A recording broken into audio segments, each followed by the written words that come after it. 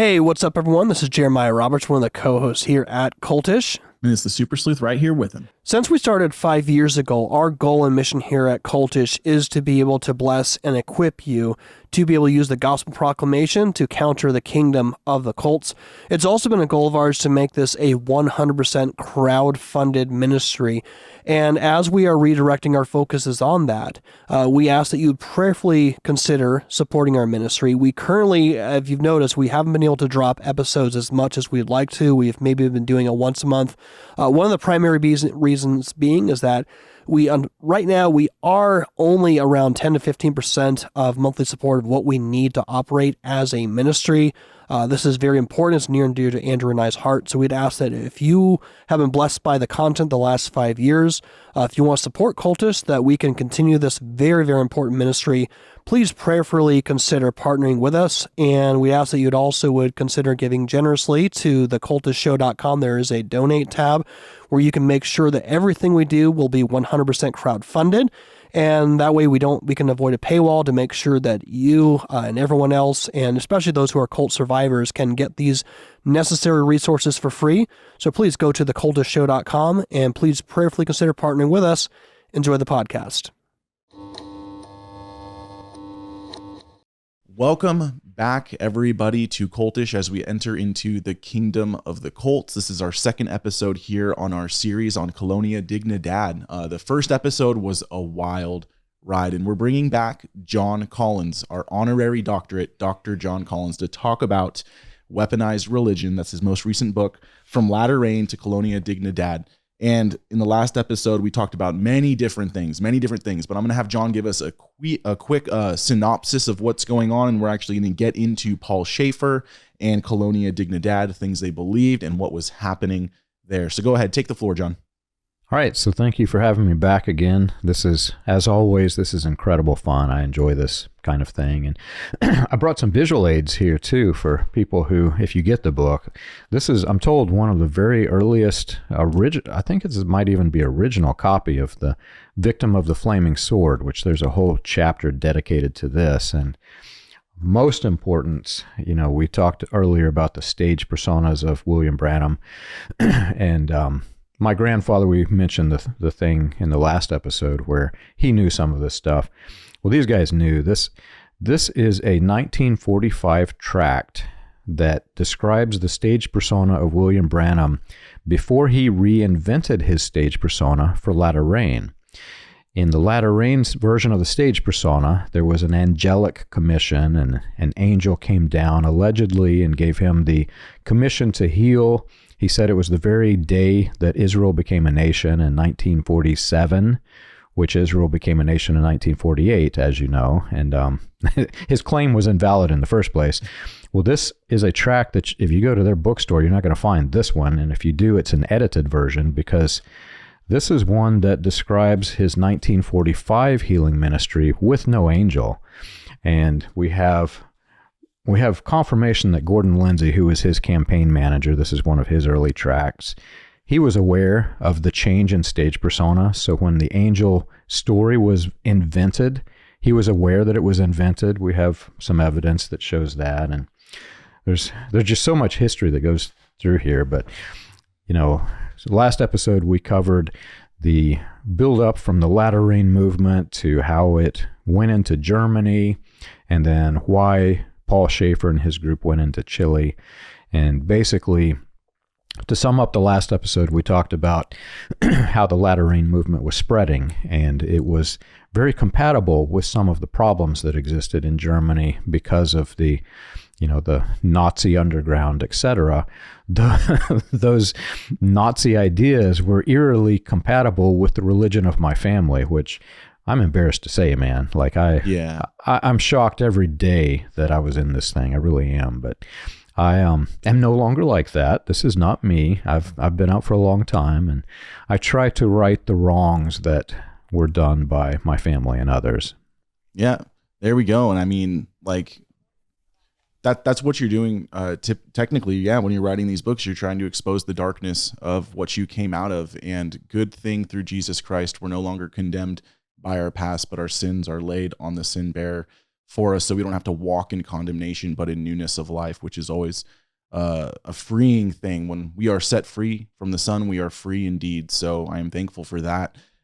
So now we're going into Colonia Dignidad. What was, going on there? At the end of the episode, you talked about how people from Chile, they knew of this place. Does that mean, inhabitants of Chile, like their actual population, their descendants, weren't in Colonia Dignidad? Was it all just white Germans that were in Colonia Dignidad? It was, initially it was all white Germans. There was a migration that happened. Several people came with Paul Schaefer to relocate to this wonderful utopia. And they, just like Jonestown, how that populated, the people migrated there and thinking they're going to have eternal bliss, and it's definitely far from heaven. But they were a secluded community, from what I understand. And working with the historians, there's different time periods of what went on there with very different, background information that is describing their interactions with the Chileans. But initially, I believe they were just this isolated community, and they were, for lack of a better way to say it, it sounds like, from what I understand from reading the government documents, they were purposefully isolated so they could dig this labyrinth of underground tunnels and network of ways in which they could help the Nazis escape. Because, as I mentioned in the last episode, this was referred to as, quote, the colony by the Nazis in Germany. They would land here.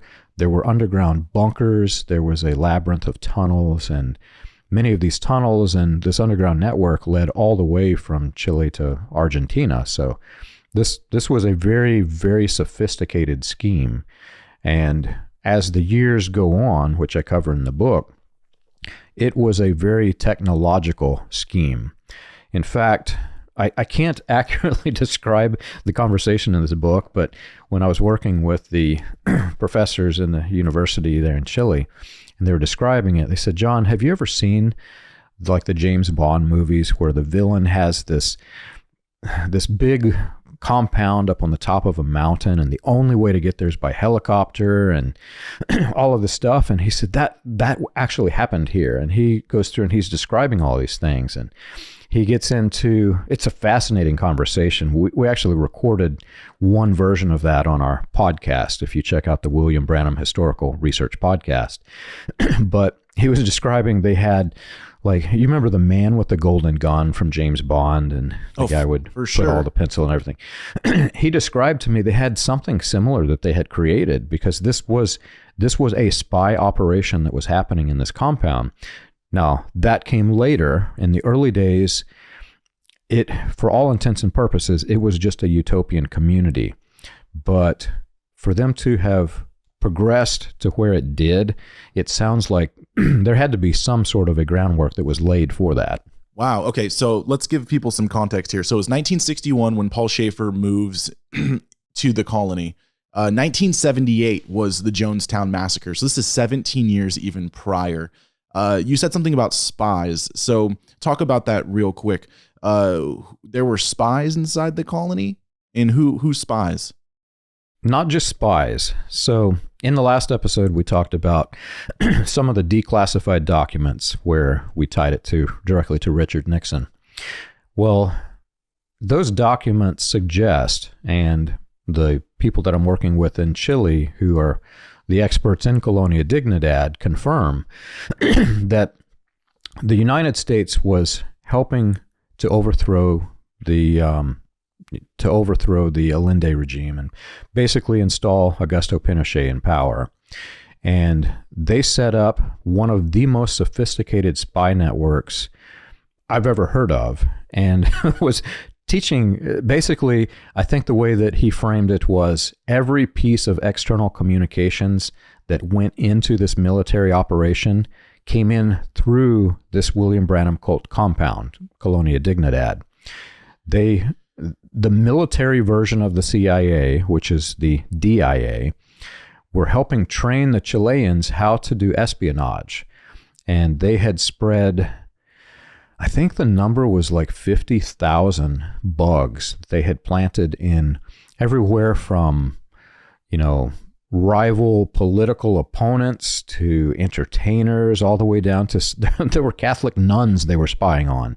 That's how deep this ran. And they set up this base of operations where every piece of communication was going through, at one point, it was going through this place. I don't know how long that lasted, but they were training people how to be spies. And this was integral to setting up that military spy network that was created in Chile.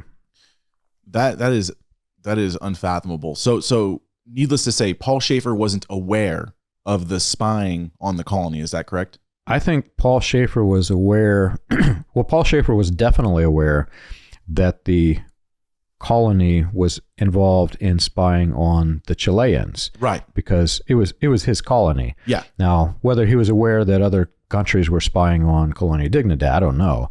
But the technology they had, like whenever he was describing this to me, it was in such a way that it was technologies that even today I did not know existed. He's talking about they were able to communicate without the satellite systems through some sort of a airwave communication with operatives all the way up into Mexico City. And so somehow they had this massive network that flowed all through the, it was called Operation Condor. If you are wanting more information and you want to find this out, you can go, there are government websites you can go to. And first, we mentioned Operation Paperclip in the last episode, but Operation Condor is what has now been at least partially declassified.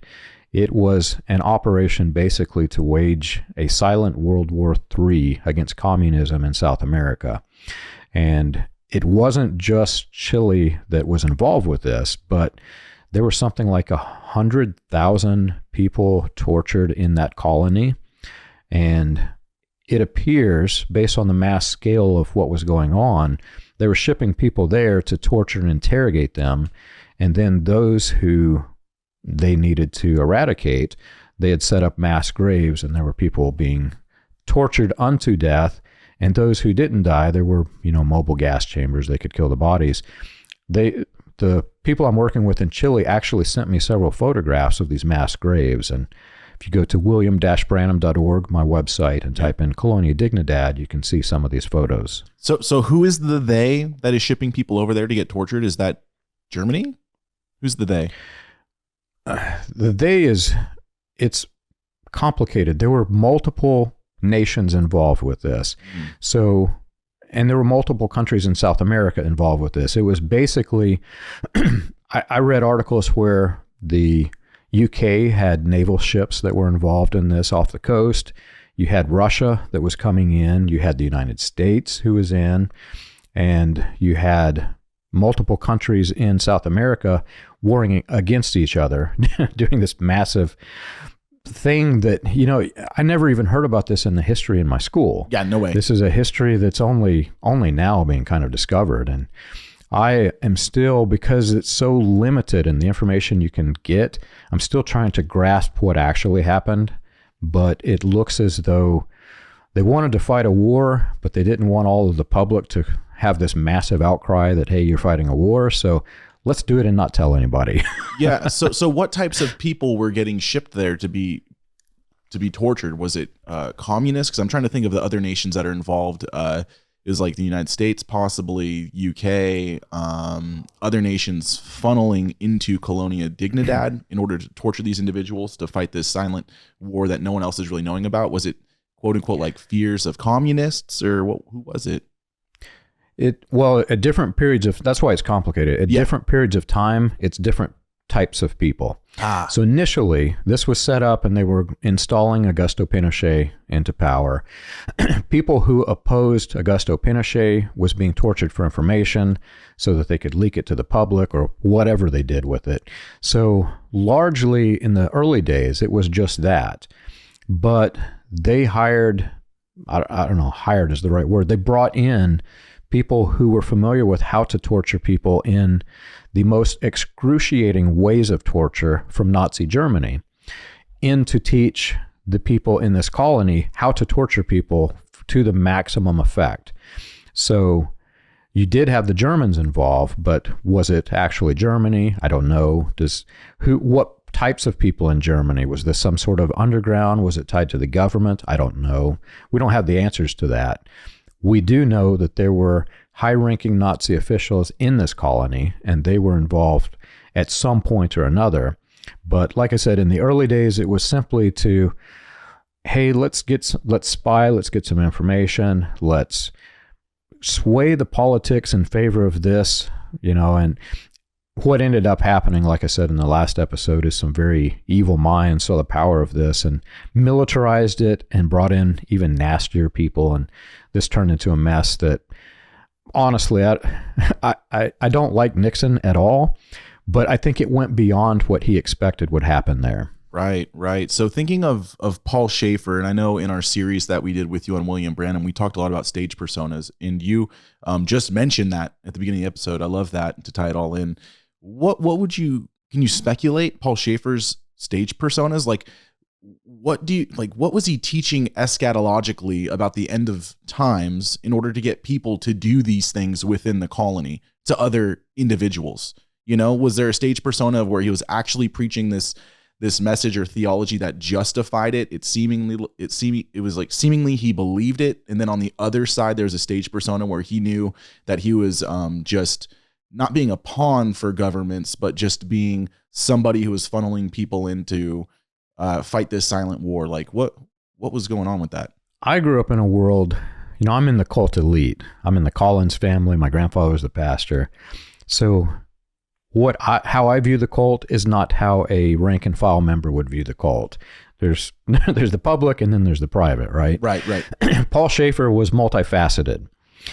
So to his people from a religious standpoint, Paul Schaefer very eerily taught many of the same things that I grew up being taught.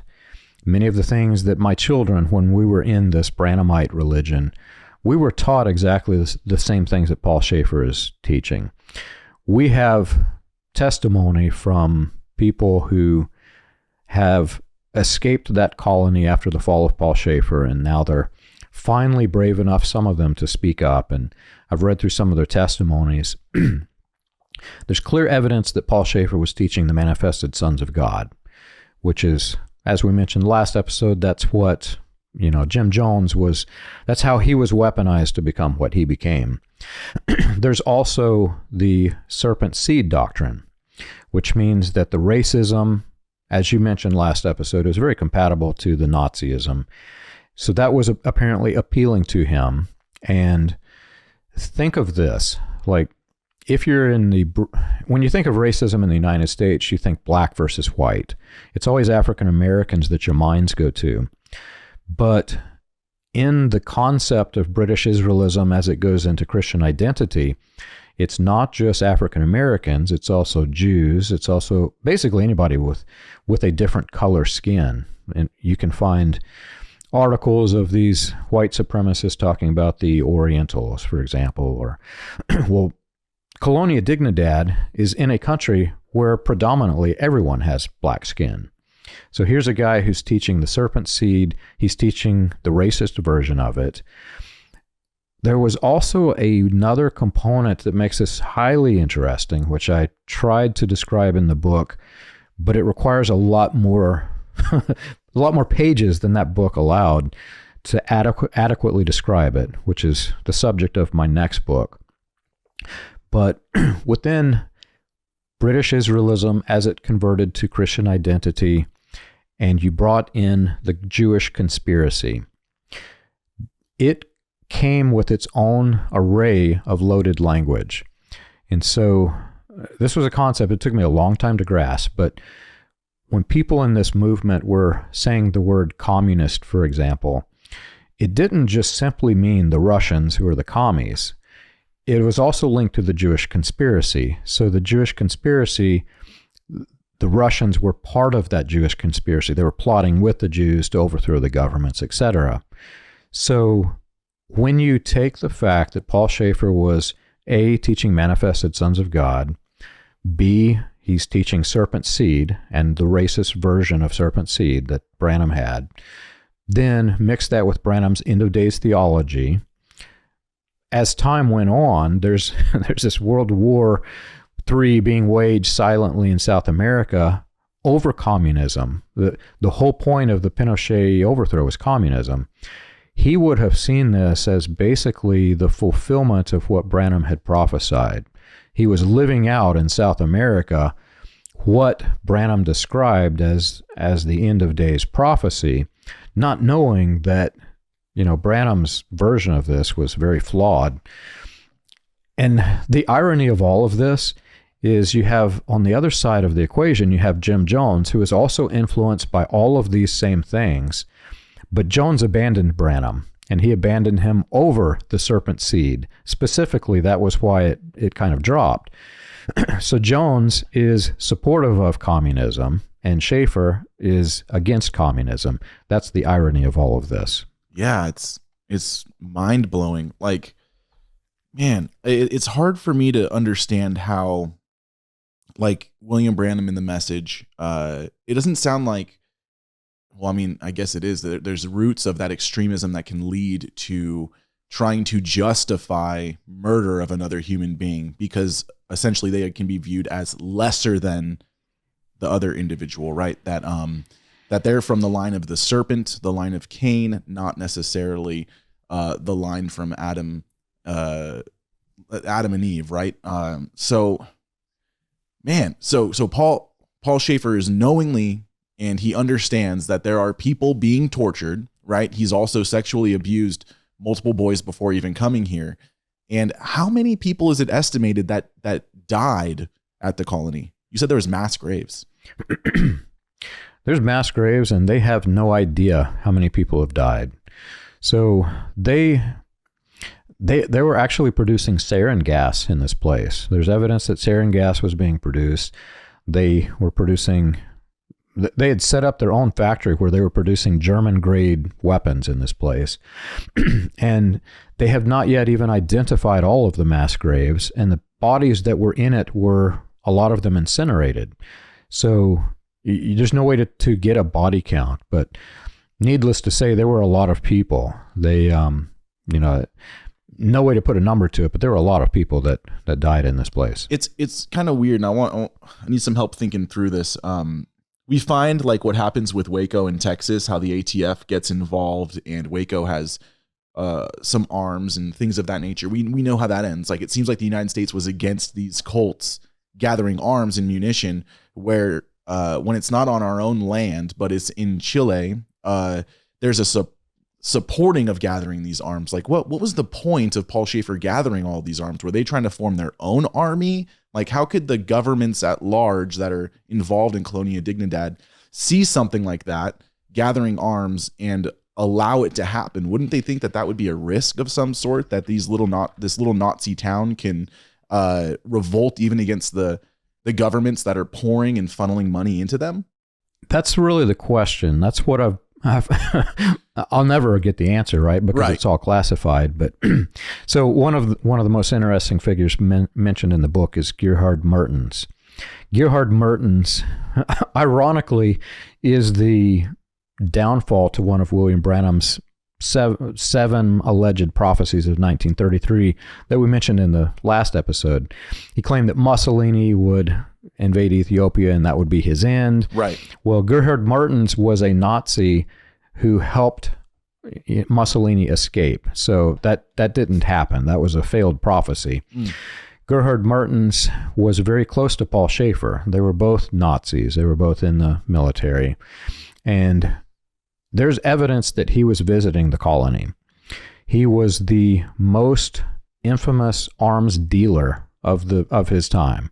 He was, I think it was him that was involved with the Iran-Contra affair, if I remember correctly. What's that, I'd briefly? have to go back through my notes. Iran-Contra affairs, that was the scandal during President Reagan's administration, where the United States was supplying Iran with the Contras, the arms from the Contras, right? Mm-hmm. So there's evidence that there could have been arms deals going on. There are also, I didn't realize this until we spoke with during the interview that we had on our podcast with the professor from Chile, but there's also communications intercepted from a Mr. Crayfield is the name that he gave him. And although that's classified, you'll never know who that is. He strongly suspects that that is one of the most famous Branhamite cult leaders in Germany. And he gives the name in his book. I won't give it here. But he gives the name and he gives the reasons why he thinks it's this guy. Well, encoded in these messages that are going back and forth, they're talking about Germany supplying this message colony with material to produce the weapons. So that shows that it's not just for this compound, it's not just for what's happening here in Chile. This is going far beyond anything that is just isolated to this one commune. Now, again, there's multiple layers. It's like peeling an onion. There's multiple layers to this. This came far in the future from the colony's establishment. But once this was established and once they got involved with the DIA and basically once the United States trained these guys, it turned into this much bigger mess. It is honestly mind-blowing, man. It's hard for me to wrap my brain around it, but this is a big deal, man.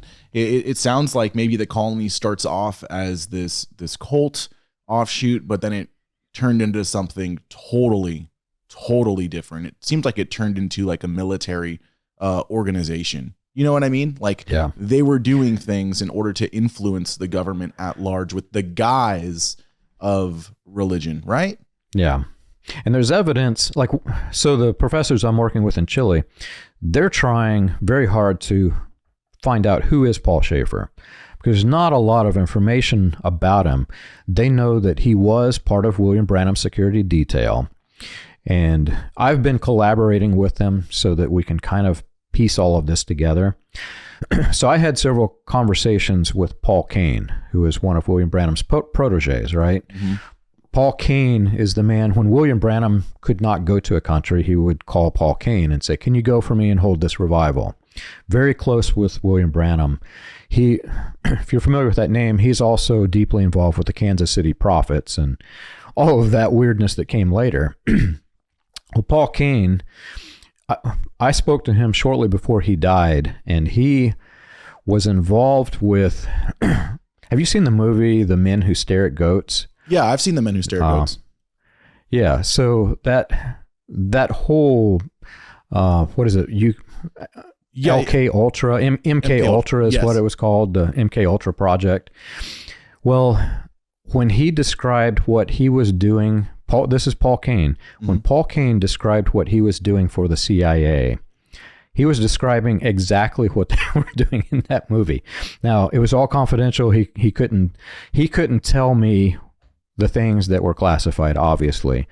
But even on his website before he died, he said he was working in what did he call it? The CIA's supernatural division or something like this. Right. Which is MK Ultra, right?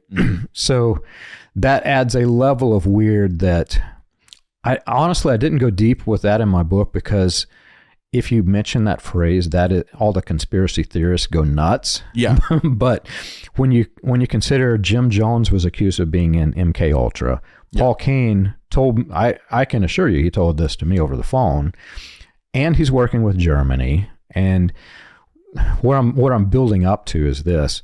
He told me that William Branham got in some trouble in Germany and wasn't allowed to go back.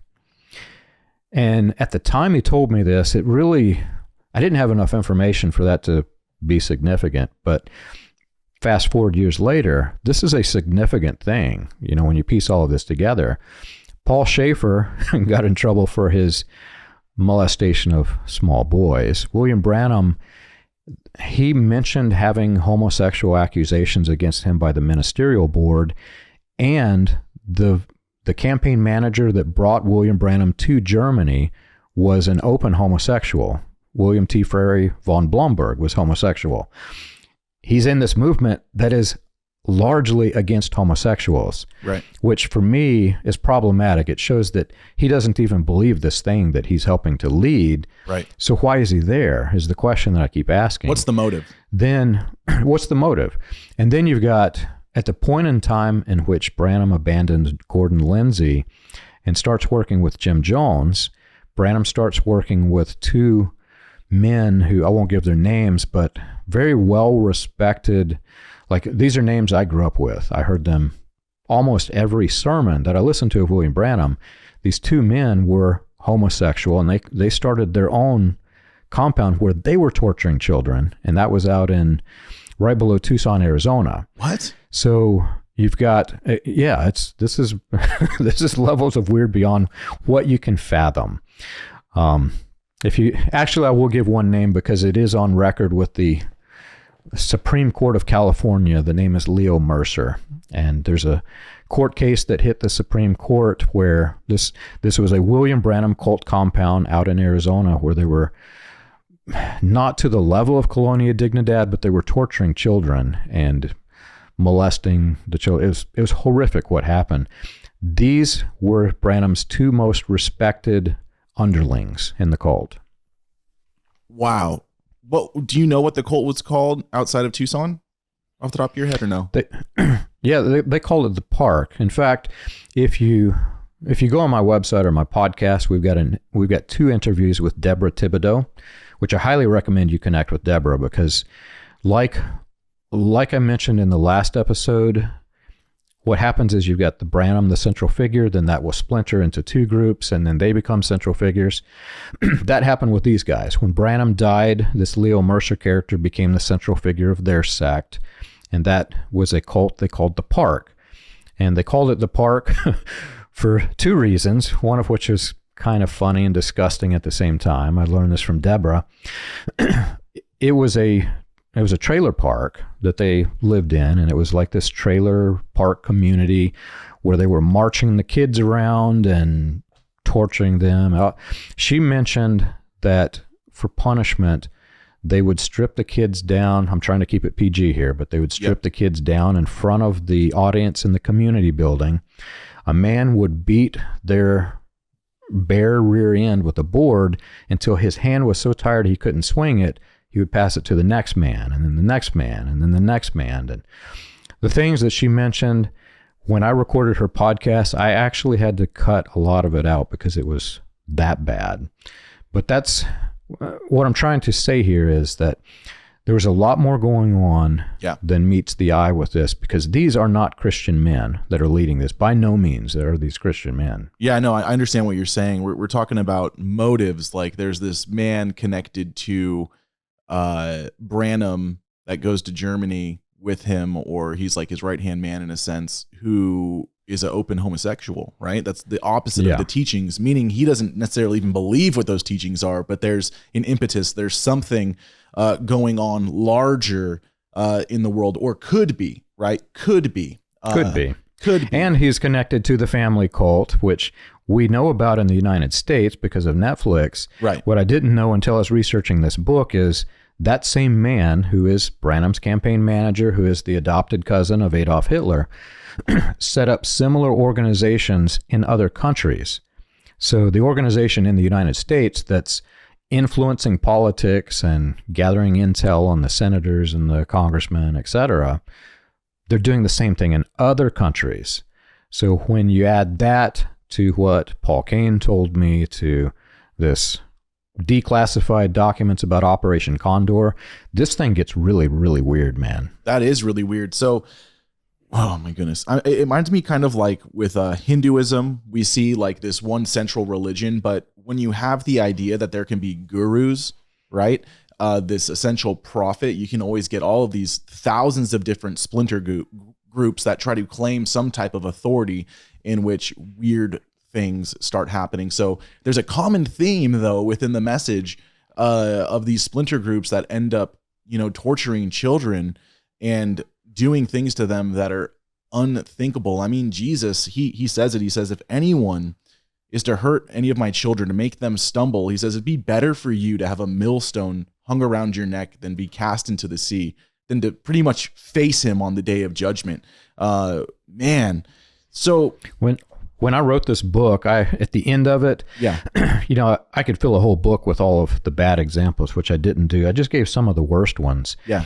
After publishing this in Kenya, there was a mass suicide in Kenya. I was just thinking about that. Tell us about that. Paul McKenzie, they were starving. He basically convinced his following that they should starve themselves into heaven. And they were literally committing suicide through starvation. I heard about it. This is tragic. It caught my eye in the news. And then somebody sent me one of the videos that they played on the news in Kenya. And they're showing, they showed the books that it was found in the compound. These books, I should have brought some out. I've got a whole stack of them. They're Branham books. They're literally the translated sermons of William Branham that are published here in Jeffersonville. And more to the point, they weren't just the latest versions of these. So some of the new ones had the new covers. If you go buy the book today, you'd get the new cover. Right. Some of those are covers that my grandparents had. So this was... And think of this, they went into this Shakahola forest or whatever to commit suicide and die. What do you take with you before you die? You take your most prized possessions. These are the books that they took with them to the compound or to the community before they died. Wow. And the way in which they executed the deaths, children first, then women, then men. Man, sounds like Jonestown. Yep. My goodness. Going back to the colony now. So were similar things happening at the colony that were happening at the park, right? Were the fruits the same? Like Jesus says, by their fruits you will know them. So we're seeing the fruits now of William Branham's message, or even going back to Christian identity and English. What was it called? English. It's losing. British Israelism. British Israelism. We're seeing the fruits of this happening now within the world. Were they doing similar things to children? And how did they get these children? Like, was it just the same amount of children, and over time more people were having children at the colony? Like, what was going on? I grew up with several people who escaped that after that community imploded with the death of the central figure, Leo Mercer.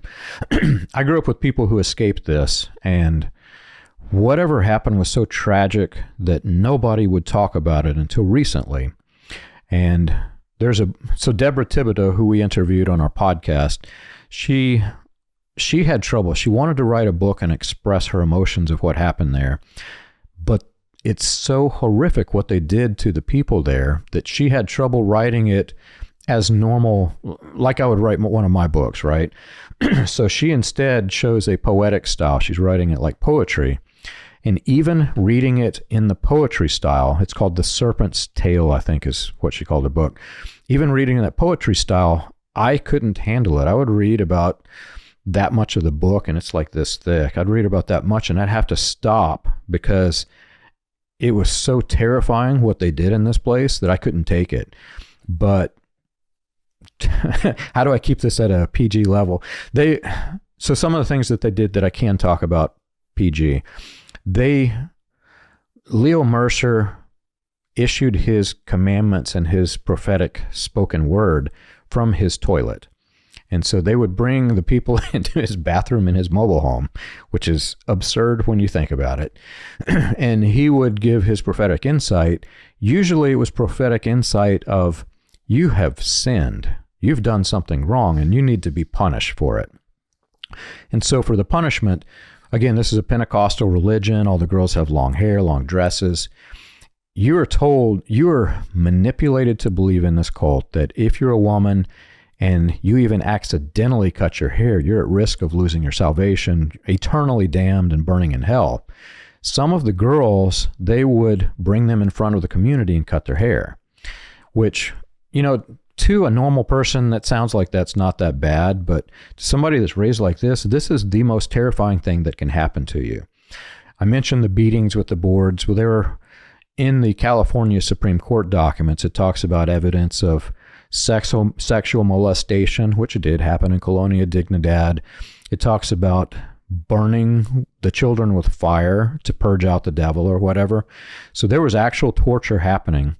They would march them around several times around the park. And according to Deborah's testimony, the children who were misbehaving, they would take sand and trying to say this in a PG way, but basically up the rear end of the child, where when they walked, it's literally slicing their innards as they're walking.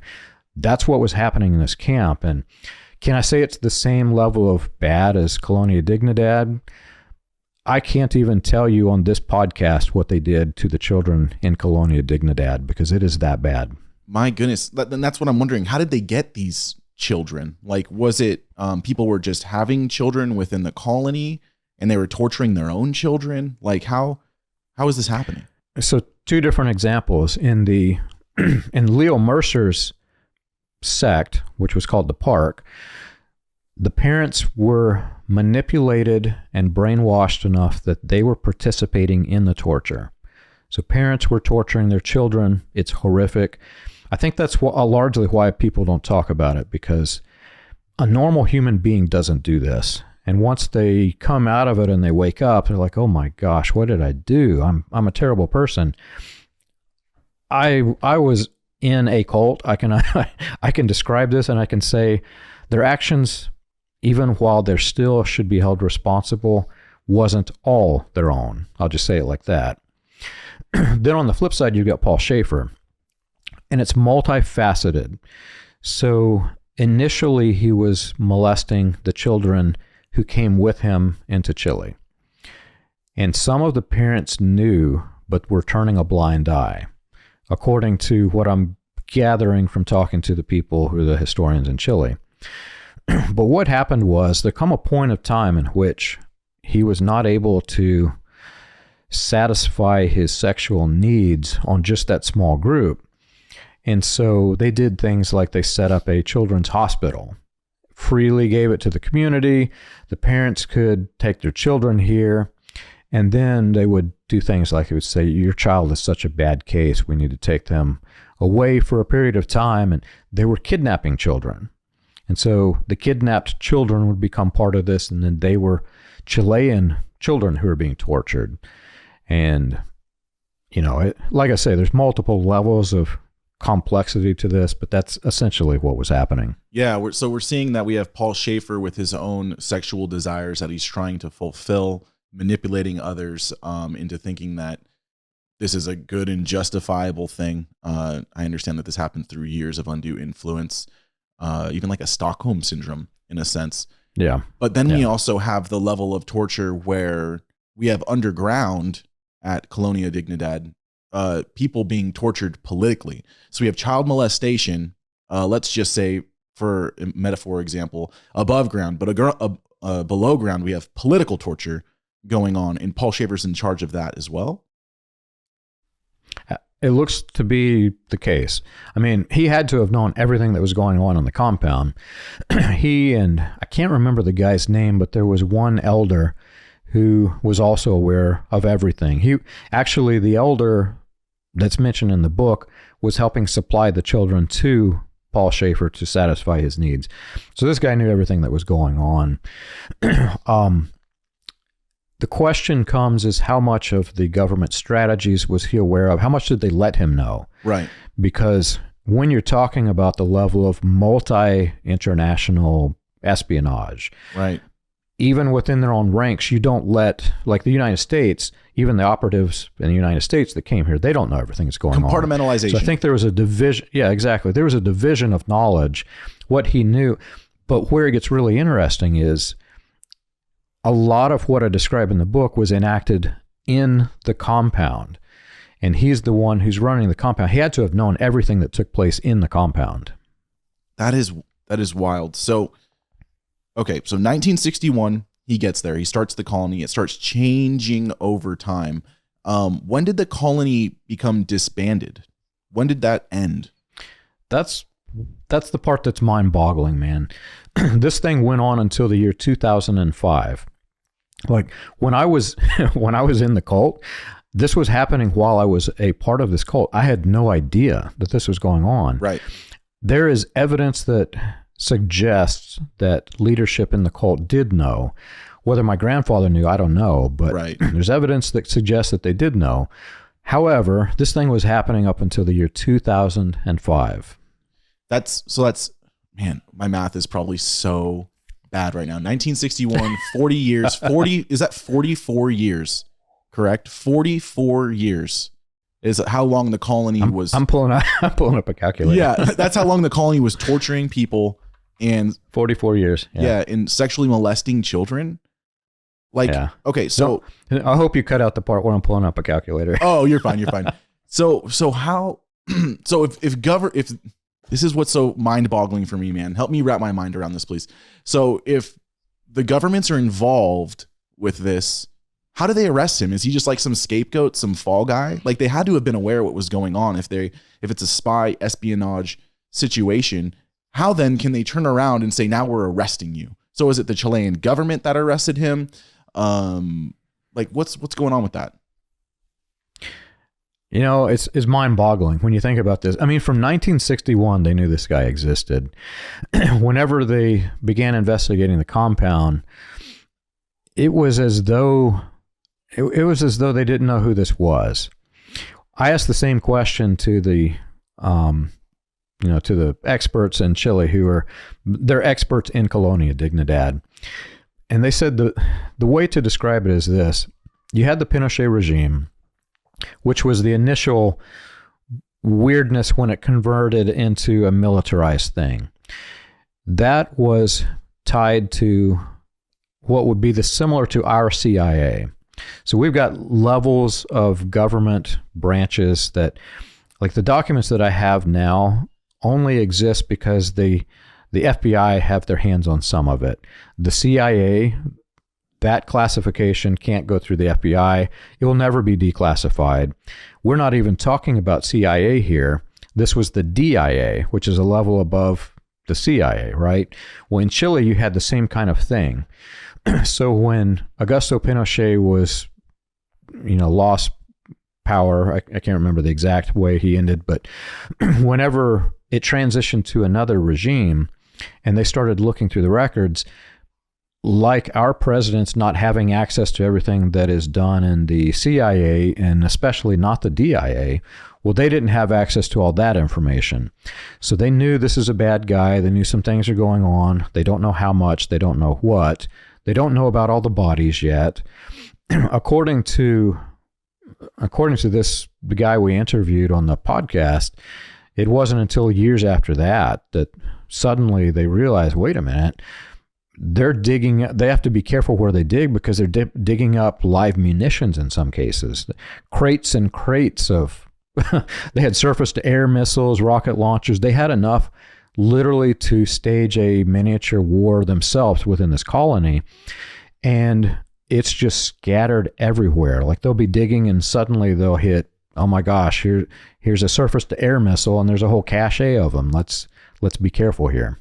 My goodness. So is it safe to say that due to compartmentalization, due to classified information, for 44 years, our government, the United States government, it's likely that they were involved with getting people funneled there politically to be tortured, but also that they're most likely as well aware of everything else that was going on there.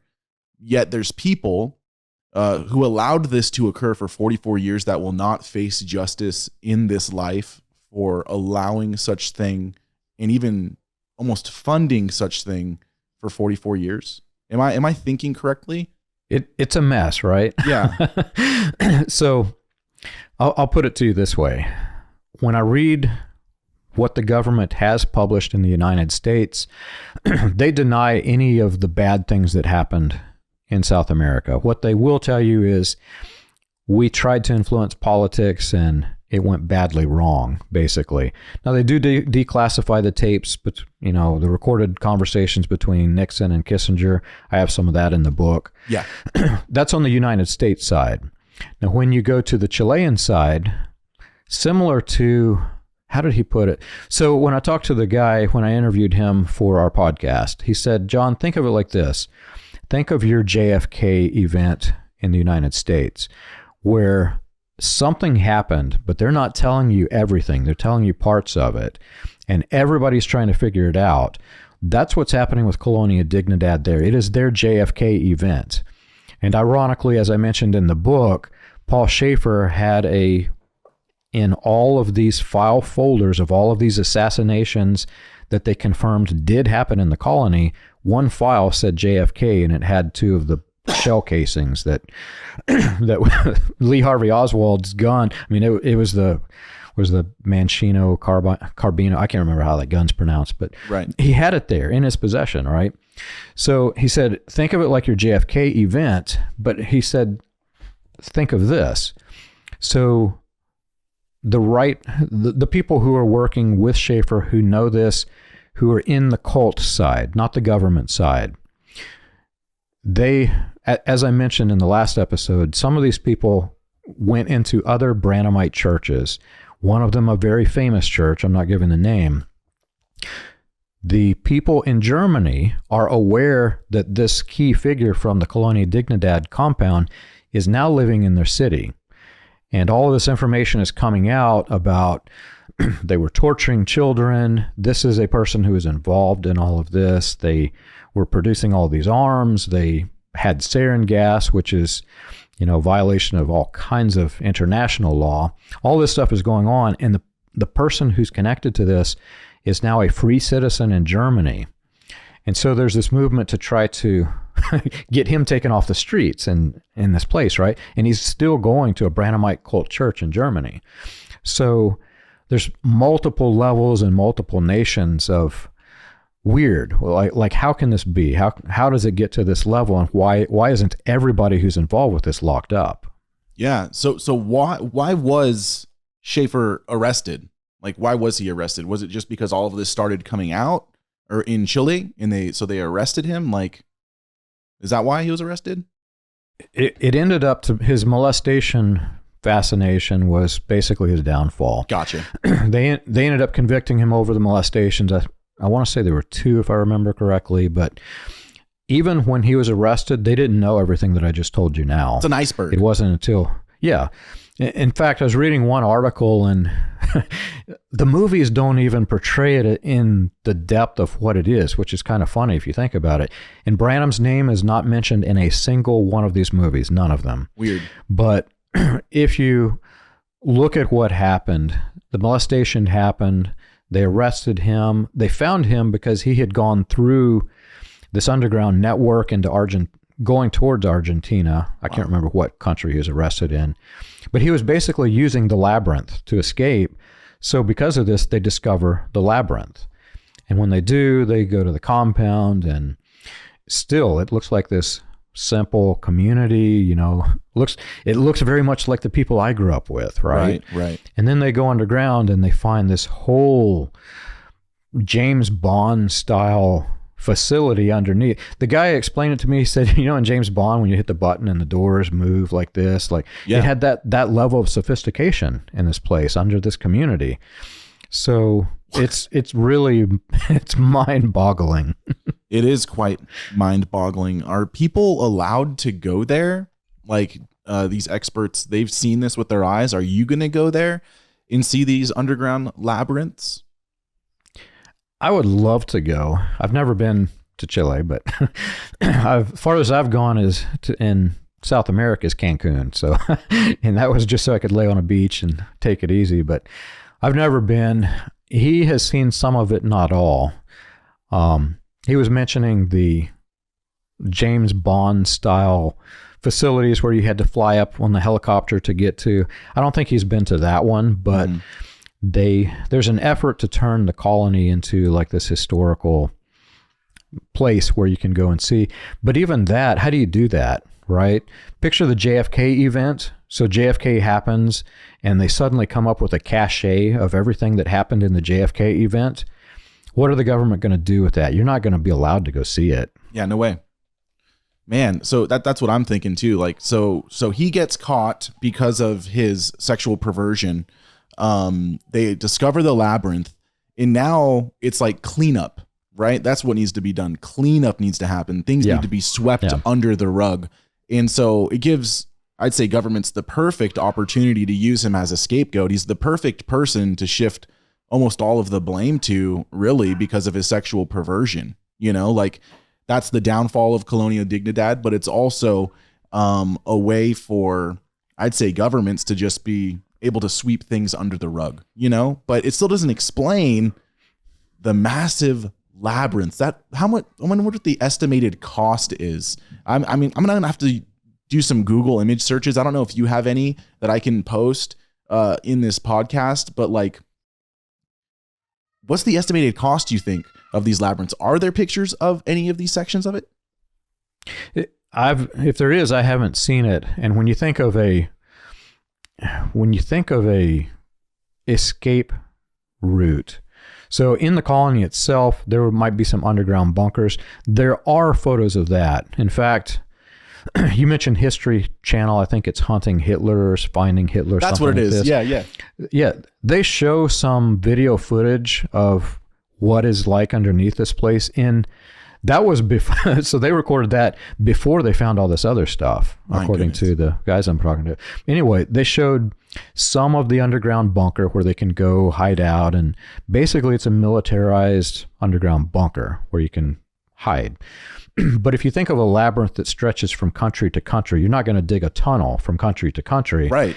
So instead, you have an espionage style route. You're going to go stay in this house, then you're going to stay in this house and this other house. I think Schaefer was caught in one of those houses, if I remember correctly. Gotcha. That makes sense.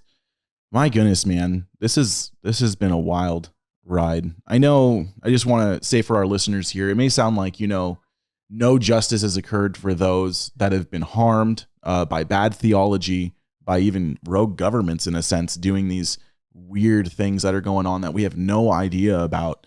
But I just want to say that, you know, cosmic justice will happen in the end. God will always do right, and all these things will be brought to light one day, and those who should be held accountable will be held accountable for their actions. And Psalm 2 states that there are those governments or countries that sit against the Lord and his anointed, as in Christ, and they have schemes that they try to do against God and his kingship, but it says that the King of Kings and the Lord of Lords will break them like a potsherd, right? Like Jesus Christ is still sovereign. He is still in control, and we can see the destruction and collapse of Colonia Dignidad, for example, of that.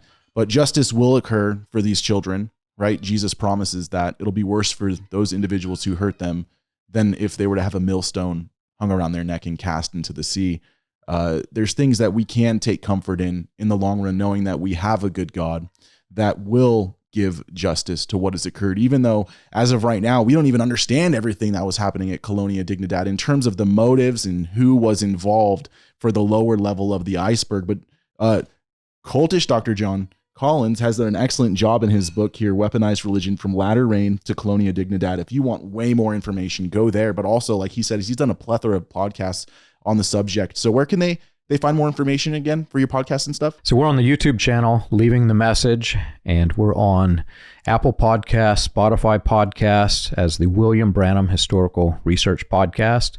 And anytime you want information, you can also go to the website, william-branham.org. There's a search bar, and you can literally type in anything and you can find anything that we've talked about on here. Man, well, this has been a wild ride today. I know my mind is thinking about a lot of things that I possibly, I didn't even think I was going to be thinking about in terms of trying to fathom the implications of what was going on here at Colonia Dignidad. So I'm going to take some time just to think about this. I'm going to do some more research. Maybe we'll have you back on again to talk about this. We'll go even more in depth. But thank you to everyone who is listening. And again, if you want to get quick access to our episodes, right? If you listen to one episode and you're like, man, I don't want to have to wait another week for the other one. If we have a series of 6 or 7 episodes, you're like, man, I don't want to wait 6 or 7 weeks to get all the episodes. You can actually listen to them today if you are a Cultish All Access member. So go to cultishallaccess.com, join that membership, and you'll get tons of extra content from us. So John, thank you again for being with us today. And we'll see all of you guys next time as we enter into the kingdom of the cults. Take it easy. Hey guys, thank you for listening to this episode. If you want more content just like this on a weekly basis, please go to thecultistshow.com and consider partnering with us. We need your support in order to create this consistent content, guys.